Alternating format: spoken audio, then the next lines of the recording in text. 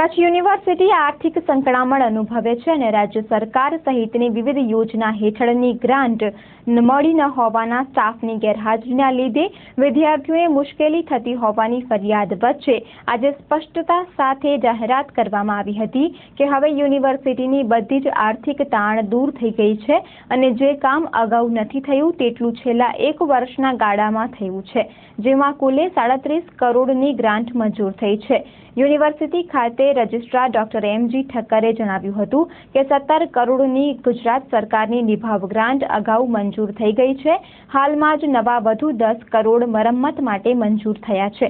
આ પહેલા રાષ્ટ્રીય ઉચ્ચ શિક્ષણ સંસ્થાની ખાસ કિસ્સામાં 10 કરોડની ગ્રાન્ટ તો નવી હોસ્ટેલ, લેબોરેટરી, વર્ગખંડ સહિતના કામો માટેની મંજૂર થયેલી જ છે।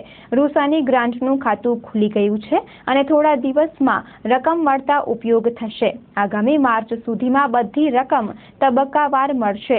યુનિવર્સિટીના પ્રારંભકાળથી આટલી માત્રામાં ક્યારેય વિકાસલક્ષી મંજૂરીઓ મળી નથી, જે છેલ્લા એકાદ વર્ષમાં મળી છે।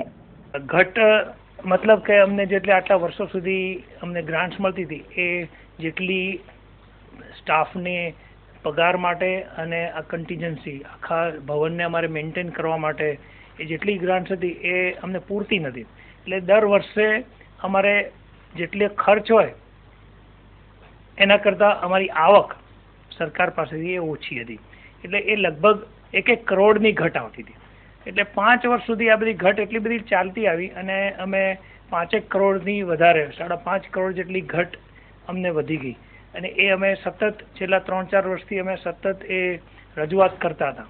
પણ આ સદનસીબે 2013માં જ્યારથી હું અહીં આવ્યો ત્યારથી અમે લગભગ 3 વખત આ ઘટ રજૂ કરી, અમારું જે રૂટીન એક્સપેન્સીસ એ રજૂ કર્યો અને બીજા કેટલાક એક્સપેન્સીસ જેમાં અમને પગાર વધારવા આવતા હોય, 6ઠ્ઠા પગાર પંચમાં, અને એ પગાર વધારવા માટે અમને એરિયર્સ ચૂકવવા પડતા હોય, આ બધું ભેગું કરીને અમે જે રજૂ કર્યું આખું બજેટ એ અમને એમ બજેટ અમને પાસ કરી। 17 કરોડ જેટલી માતબર રકમ આજે યુનિવર્સિટીને આ અમારા ગાળામાં professor B.S. Patel vice chancellor અને મારા ગાળામાં અમે લાવી ચૂક્યા કે જેથી કરીને હવે અમે જે સેલ્ફ ફાઇનાન્સ પાસેથી અમુક પૈસા લેતા હતા અમુક કન્ટીજન્સી યુઝ કરવા માટે એ હવે અમે સરભર કરશું, જેથી અમારો સેલ્ફ ફાઇનાન્સ ડિપાર્ટમેન્ટ પણ આજે સદ્ધર બની શકશે। 12B લેવા માટે જે યુજીસીની જે ક્રાઇટેરિયા હોય એ ક્રાઇટેરિયા એવા છે કે સૌથી પહેલાં તમારું કેમ્પસમાં ઇન્ફ્રાસ્ટ્રક્ચર ફેસિલિટી સ્પષ્ટ હોવી જોઈએ। ઇન્ફ્રાસ્ટ્રક્ચર ફેસિલિટી કેવી કે સ્પોર્ટ્સ સંકુલ નથી આપણી પાસે, પ્રોફેસર્સ ક્વાર્ટર્સ નથી, રજિસ્ટ્રાર વાઇસ ચાન્સેલરનો બંગલો નથી કે કન્વેન્શન હોલ નથી। આ બધું જો હોય અને પ્લસ ચોક્કસ પ્રકારનો સ્ટાફ હોય, કેટલો તો 5 ફૂલ ફ્લેજ ડિપાર્ટમેન્ટ હોય કે જેની અંદર પ્રત્યેક ડિપાર્ટમેન્ટમાં 7 પ્રોફેસર ટોટલ સ્ટાફ હોય, તો એ આપણી પાસે નથી। તો સ્ટાફ માટેની ભરતી એ સૌથી મહત્વનું છે, કારણ કે આપણી પાસે અમુક સ્ટાફ ખૂટે છે। તો એ પ્રક્રિયા અમે ચાલુ કરી દીધી છે અને સરકારમાં વધારાનો સ્ટાફ માંગ્યો છે, કારણ કે એમાં શું છે કે રોસ્ટર પ્રમાણે અમુક સ્ટાફ 50% કે 49% સ્ટાફને તમારે ભરવાનો હોય, તો એ ન મળે એટલે તમારે ખાલી રહે અને કેટલાક નીકળી જાય।